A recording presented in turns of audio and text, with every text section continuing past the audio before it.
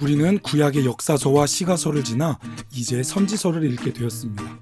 선지서에는 오늘날 사용하지 않는 익숙하지 않은 표현이 사용되었고 대부분이 시의 형식으로 기록되어 있어서 상징적인 문학적 표현들이 사용되었기 때문에 이해하기가 쉽지 않습니다. 그리고 당시 기록된 배경이 되는 역사와 환경, 문화, 상황 등을 알아야 이해할 수 있기 때문에 선지서를 바로 이해하기는 쉽지 않습니다. 구약에서 선지자들은 율법을 해석하며 하나님의 뜻을 예언하고 그 뜻을 전하는 사명을 감당한 자들이었습니다.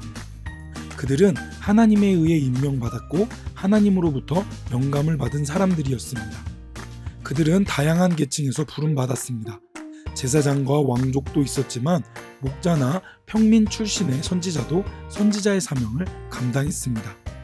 선지서는 대선지서 5권, 소선지서 12권으로 예레미야의 기록이 2권이기 때문에 총 16명의 선지자에 대한 기록입니다. 하지만 구약 성경에 선지자가 이들만 있었던 것이 아니었습니다.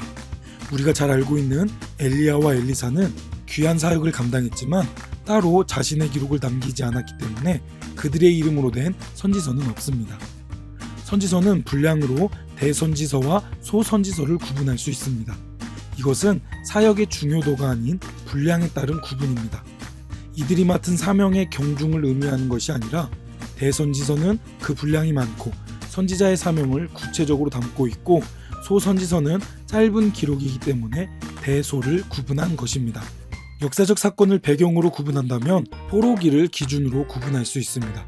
포로기 이전에 북이스라엘에 대해 예언한 선지자는 요엘, 아모스, 호세아이고 남유다에 대한 예언을 한 선지자는 이사야, 미가, 나움, 스바냐, 예레미야, 하박국 등이 있습니다.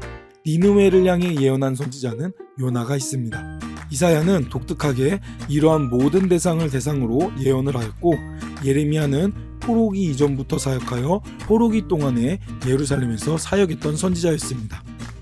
그리고 포로기에 사역한 선지자는 다니엘, 에스겔이며 포로에서 귀환한 이후 사역한 선지자는 학개, 스가랴, 말라기가 있습니다.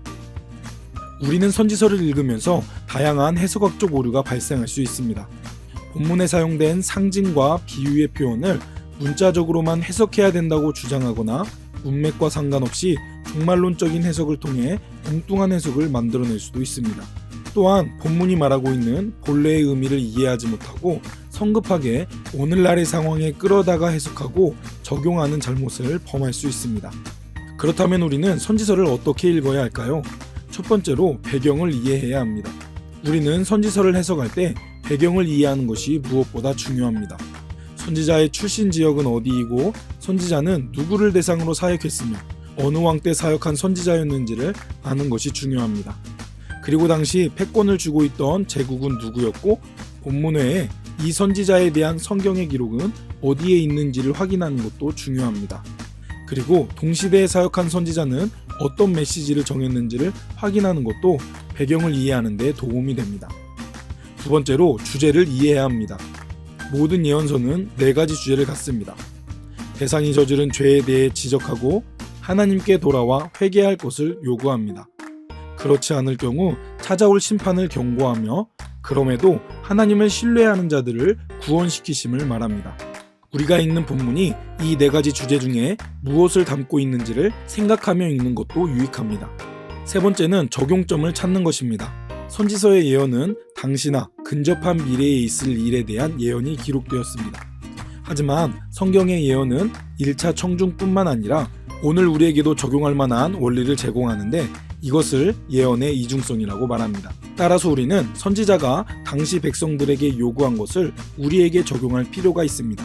하나님은 당시에 하나님의 백성에게 말씀에 반응하며 순종할 것을 요구하셨듯이 오늘 우리에게도 말씀하시는 하나님의 일반적인 명령을 주목하고 순종해야 하는 것입니다.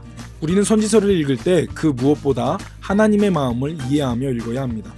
비록 읽기가 쉽지 않겠지만 당시의 상황과 배경을 이해하시면서 선지자를 통해 전해졌던 하나님의 뜻을 생각하는 복된 시간이 되시기 바랍니다.